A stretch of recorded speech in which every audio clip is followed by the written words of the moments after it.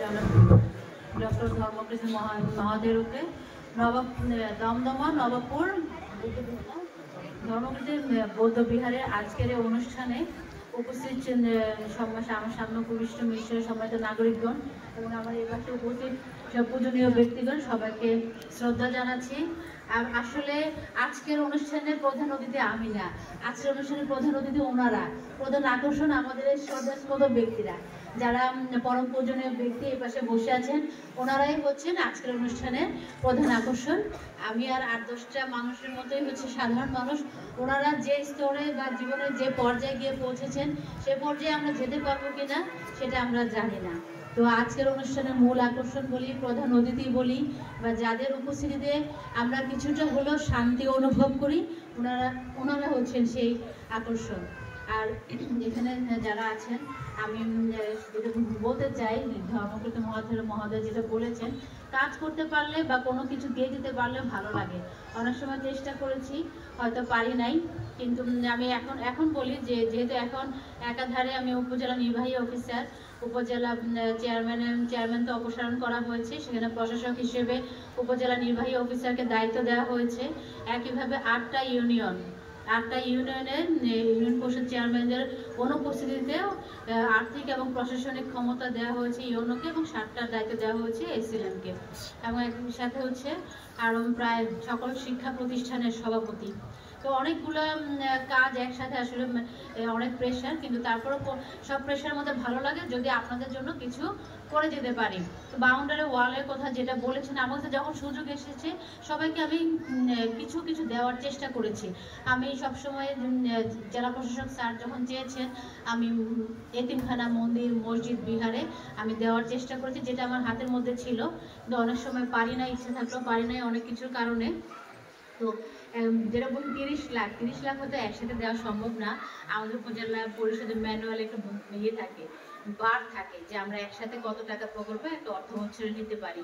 যেহেতু একসাথে অনেকগুলো পদের দায়িত্বে আছে, আশা করি সবগুলো পদ থেকে একটা দৃশ্যমান কোনো কিছু হয়তো দিয়ে যেতে পারবো।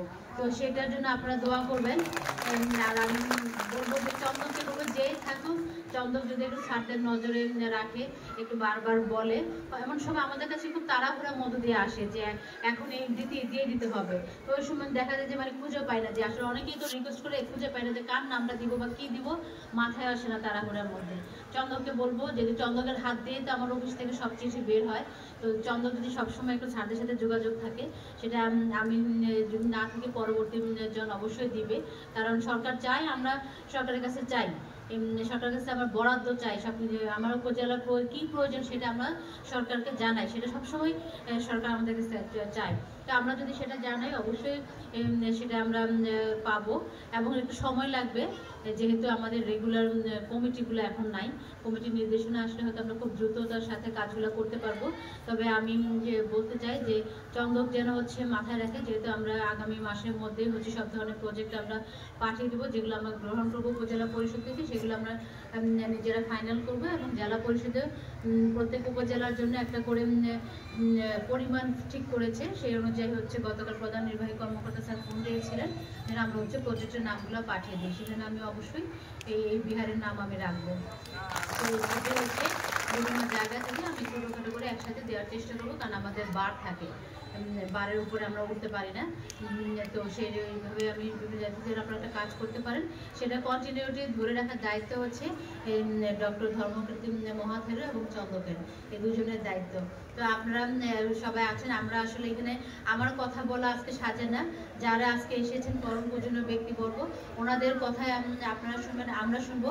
তাতে যদি একটু হলেও এখন যে অস্থিরতা বা সবসময় যে আমরা একটা অস্থির জীবন, একটা সবসময় আশঙ্কা মনের মধ্যে, মনে হচ্ছে আগে আমরা অনেক ভালো ছিলাম, সে আশঙ্কা বা একটা সবার মনের মধ্যে যে ভয়, সেটা দৌড় হোক, সকল পাপ ধুয়ে যাক, আমরা সবার যেন একটা যে শান্তির বাণী, সে সুন্দর একটা সমাজে আমরা সম্প্রীতির একটা সমাজে আমরা বসবাস করতে পারি, সেই আশীর্বাদ ওনারা আজকে আমাদেরকে করে যাবেন, সেই দীক্ষা আমাদেরকে দিয়ে যাবেন, সে অতটুকু অনুরোধ জানিয়ে, প্রত্যাশা জানিয়ে আমি ওনাদের কাছে কৃতজ্ঞতা জ্ঞাপন করে, আমাকে এখানে একটু কথা বলার সুযোগ দেওয়ার জন্য কৃতজ্ঞতা জ্ঞাপন করে আমি আমার বক্তব্য শেষ করছি। ভালো থাকবেন।